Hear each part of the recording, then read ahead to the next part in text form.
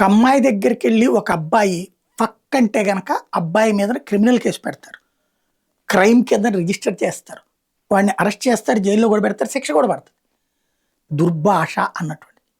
అదే ఒక అమ్మాయి ఫక్ అని చెప్పి అంటే తప్పు కాదా, సంస్కారహీనం కాదా, నీతిబాహ్యం కాదా?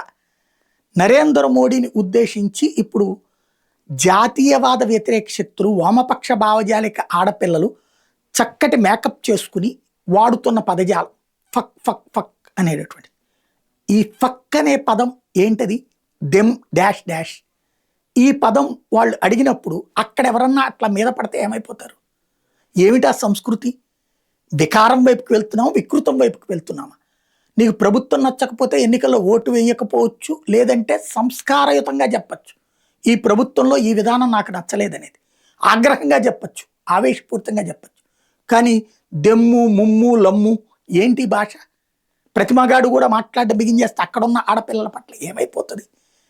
ఆ తల్లిదండ్రులు వదిలేశారా, లేకపోతే ఆ తల్లిదండ్రులు సంస్కారం నేర్పలేదా? సంస్కారం లేనటువంటి జాతి మేమని చెప్పుకుంటున్నారా వీళ్ళు?